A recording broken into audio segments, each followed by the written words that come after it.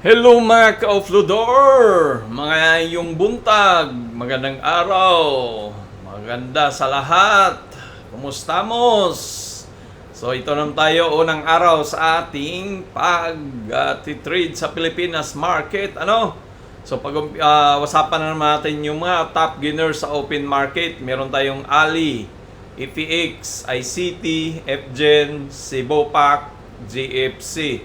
Yan yung mga top gainers natin. Meron namang mga bangko dito, pero hiwalay lang natin yung mga bangko. May mga special edition yan siya, So, tingnan muna natin ang Philippine stock market, Pero bago ang lahat mga ka-offloader, kung bago ka lang sa ating channel, napadaan ka, huwag kalimutan bago umalis, mag-subscribe naman at pakipindot ng bell button para notified ka palagi sa ating mga videos na ina-upload araw-araw, So, tara let's!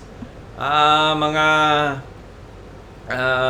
unang 6,000 ng Pilipinas, woohoo! Marami namang matuwa ngayon dito, maangat na, 6,000 up siya ng 0.94, nasa 6,017.21. Sana yung mga umalis, umayaw sa Philippine stock market, baka babalik na kayo. So, ito yung mga most active, May most active na down at up. Meralco, Maynila, down sila. So, up naman yan. ICT, RRSI, GFC. So, lahat ng mga, maraming bangko nag-up po. So, kayang meron sa bangko?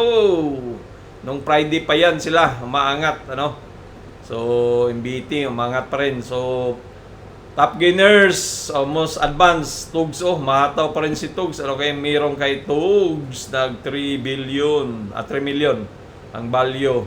Welcome. So, down decliners naman yan sila, yan. So, tara, tingnan natin yung mga stocks o individual chart. Ali, siya yung nangunguna, Up siya ng 2.71 with 1.35 million volumes. Pinasok yata ng mga foreigner si Ali. Gaya ng dating sabi natin, si Ali, ito yung huling vlog natin na mag-up siya. So, ilipat natin tong para tandaan natin diyan tayo huling nag-vlog. So, nasa 1 minute, 1 day time frame lang tayo, So, si Ali ay kailangan pa riyan niyang i-break itong 16.18. So, dapat talaga ngayong linggo na to, ma-break na to niya, magkaroon siya ng iba pang candle diyan, si Ali, para siya ay bullish na bullish, dapat may isa pang green ganyan, para maabot na niya tong sell order block dito na 17. Tapos, pagdating diyan, pwede mag-pullback kasi may mga magbibinta diyan nakasit yan na may mga stop loss. So, baka magbintahan, mag-take profit. So, kasi yung mga bumili dito, pwede na mag-take profit yan sila, Yan, magkano yan? 17%, So, ganun lang dito. Pag medyo kumita ka ng 5,000, kumita ka ng 10,000, binta mo na take profit, tapos bili ka ulit. Huwag kang yung patigi-tigi. Sinubukan ko magtigi-tigi na, kunwari, kumita ko ng 5,000, So, nagbinta lang ako ng equivalent na, na share na 5,000. Puro pag ganun pa rin pala wala namang nangyari. Hindi ko naman napansin na parang nabuo yung profit ko, nandoon pa rin, 5,000 pa rin siya So na wala siyang So kaya ang ginawa ko, pag kumita akong 5,000, binta ko na lahat. Para matik ko talaga yung 5,000, tapos bibiling ko siya ulit pag nagmura na, bumaba. So ganun yung ginagawa ko kasi pansin ko pag kumita siya ng 10,000, 5,000, tapos hinayaan ko, ilang sunod na araw nawala siya kasi up and down lang naman ang presyo, katulad niyan, di ba? Mataw diyan. Katulad ito, mataw siya. So pwedeng mag pullback si Ali diyan kasi yan siya dito nung nakaraan, mataw siya diyan, nag-pullback dito, mataw din, nag-pullback, di ba? So maaari na pagdating dito, magka-pullback yan si Ali. So mangyari ganda diyan, kung dito ka nakabili sa baba, kasi nag-buy the dip ka So, diyan ka may 7% ka na Ngayon lang nga, 5% na yan. Kung malaki yung pira mo, di ba? So, kung may 100,000 ka, 5,000 na yung kinita mo. So, pwede ka na mag-take profit. Tapos, pag mag-pullback yan, malamang ngayong bago mag-holiday, kailan ba holiday? Wednesday. So sa Pilipinas, so baka mag-take profit yung iba diyan, ano ba? Kasi sayang yung kinita mo eh. So para lumago yung kapital mo, kasi kung puro ka lang invest, sayang yung oportunidad na nag-appreciate yung kapital mo, ano? So ganun yan dito sa Philippine stock market. Para kumita ka, i-trading mo siya pag marunong ka na, ano? Pero pag hindi pa, okay lang yun. Ang naman si Ali ay sabi natin baka mag-form siya ng W. Yan.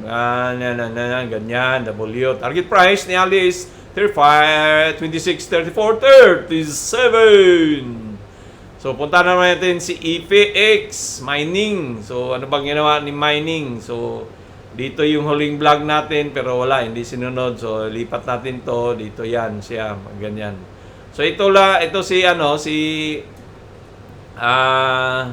tawag niyan si EPX, nasa downtrend, upward trend siya, yung niya, direction ng channel. Tapos form siya ng bullish plug. Yan, bullish plug yan. Bullish plug. So maaari na bumalik siya din dito sa taas na to, dito. Pwede siyang gumanon diyan. At pagdating diyan, pwedeng gumanon yan. Sana yan, araw natin. Pwedeng gumanon yan. Di ba? At pwede ding gumanon yan sa taas. So, depende yan sa pagdating dito. Ang target price is 23 ng ating mga broker. So, may pag-asang umangat yan. So, baka malay nyo, kung dito ka nakabili, is maganda din, di ba? Kasi, tingnan mo. Yan, 37% yan. Saan ka pa?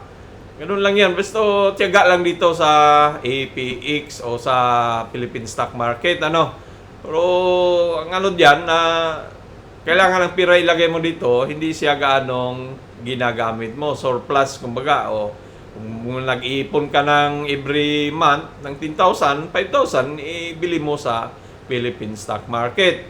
So meron tayong videos diyan sa stock market for beginners, panoorin diyan, So ICT, talagang na-break niya. Iwan ko to si ICT, talagang ayaw tumigil. So, congrats sa mga holders sa ICT, So, ICT, na-break na niya tong kulay blue. Ito, wala na to. Na yan.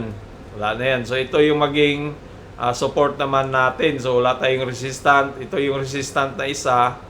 Yan siya, yan. Yang, na yan. Kailangan yan siya. Yun yung maging support mo. Resistant, So, ano ba yung type ng, yan yung maging, ito yung maging, resistant. So, baka kasi dito nag-pullback siya dyan, Tingnan natin sa 1 hour time frame. Yan, mayroong sell order block dito. So, maaari yan si ICT, mag-pullback yan dito.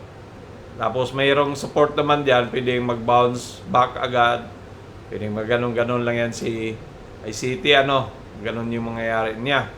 Pwedeng maganon. So, sa long term talaga, ang target price ni ICT ng mga broker natin ay nasa 850, 800, 663. Na-hit na yung dalawa, yung ka-video na lang ang hindi pa na-hit. Malapit na, 8435 na siya. At hinahanap pa rin natin itong nawawalang 0.3 kung saan ba talaga ang matatapos tong Elliott Wave. Yung Elliott Wave kasi, yan siya. Yan. 1, 2, 3. So, kailangan natin yung pullback. Kasi yan siya na yan. Hindi talaga pwedeng walang pullback yan mangyayari. Katulad nito, yan.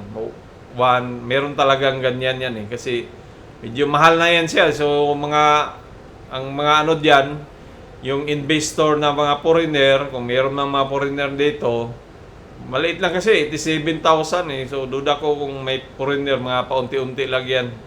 So, baka pag nagkabusan, doon na magbintahan yung mga foreigners, So, titingnan natin. So, meron pa tayong 3. Huwag kang umalis. Bago kalimutan, mag-subscribe naman para lumago ang ating channel. Marami tayong maabot na mga Pilipino, lalo na sa mga OFW na gustong magkaroon ng additional income. Ipjin, So anong nangyari kay Efjen? Nawala na ba yung mga sigalot ng mga Lopez Brothers? So si Efjen ay nasa 16.3 siya, ano? So dito wala, parang nagkonso lang siya si Efjen ngayon. So ang mangyari dito kay Efjen, target price natin ay 17 at saka 12, malapit na mahit ang 17, ano? So meron tayong sell order block dito. So marami yan. So si Efjen baka magkunso-kunso siya, no? So pero kailangan niyang i-break talaga yan. Yan siya, tapos mag-support dito, ano? So di natin alam kung anong patungo ito. Baka magkonsumo-konso lang muna yan si Efjen diyan bago siya hahataw, ano? So pero target price ay wala tayong update, yan pa rin yan siya. Yung si TradingView, meron ba? Meron ba silang forecast? Wala silang target price, ano? So, pero baka sundutin tong mga sell order block na nasa 20 si Efjen, eh. Kasi kadalasan diyan sinusungkit yung mga sell order block, ano? So, pero bago ang lahat ay kailangan niya i-break tong 16.66, ano? So, yan si Efjen. Next is Cebu Pacific. So, summer ngayon, so maraming ng pasahero, mga turista yata. So, bumalik naman yata ang mga tourist. So, lumago na naman to si Cebu Pacific siguro. Gumanda naman yung kita niya, ano? So, Cebu Pacific is, ano bang ginawa niya? So, bullish flag ang ginawa ni Cebu Pacific. So, maaari talagang humataw yan. Target price ng ating mga broker is nasa 32 kay BDO at malapit ng mahit. Si TradingView, wala tayong target price. Meron 47 ang target price ni TradingView. Malaki-laki din yan, ha? 67 yung top average. So ibig sabihin yan ay siguro pag mawala na tong sigalot sa maabot na yung target price na yan, no?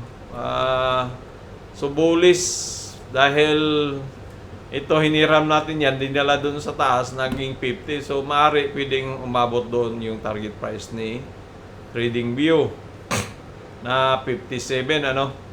So bullish flag namang pinoform ni Cebu Pacific. So kailangan talaga niyang i-break itong kulay blue na yan, yung ito, yung 31. So malapit na yan. Kasi may mga resistant dito, eh. Pagdating diyan, nagpo-pull back siya, no?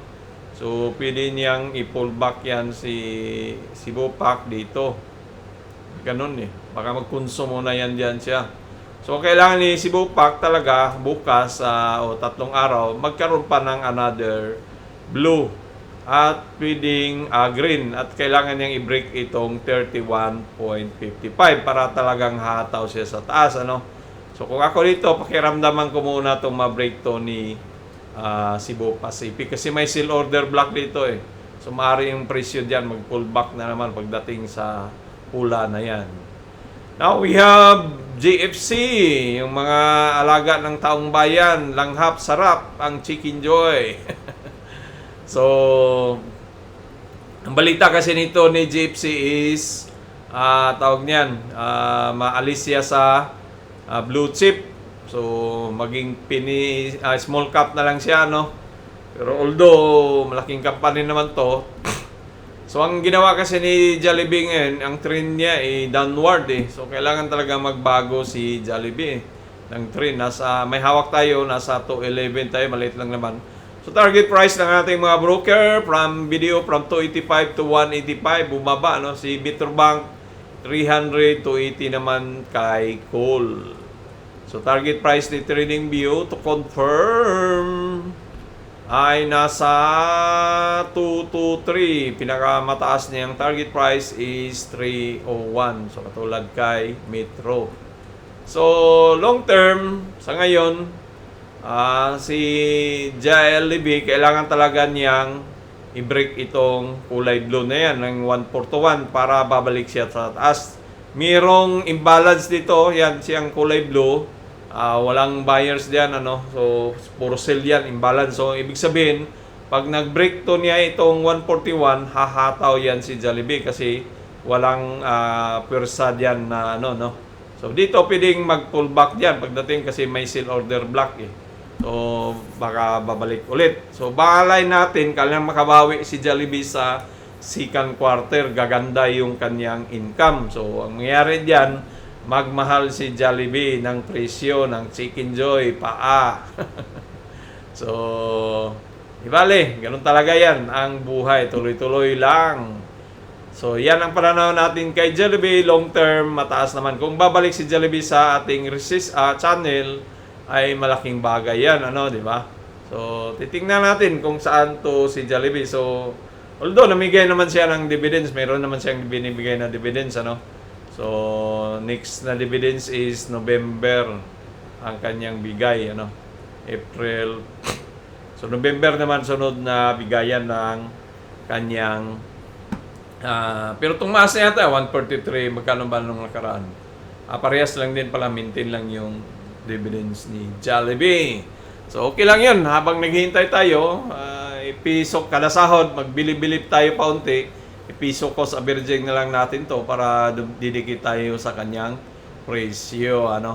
So, maraming salamat, daghang salamat mga kaigsuunan sa inyong pagpanood sa ating video. Ano? So, sana lumago pa, mag-subscribe kayo naman dyan sa mga hindi pa nakapag-subscribe. Adios mi amigos, mi amigas, babu!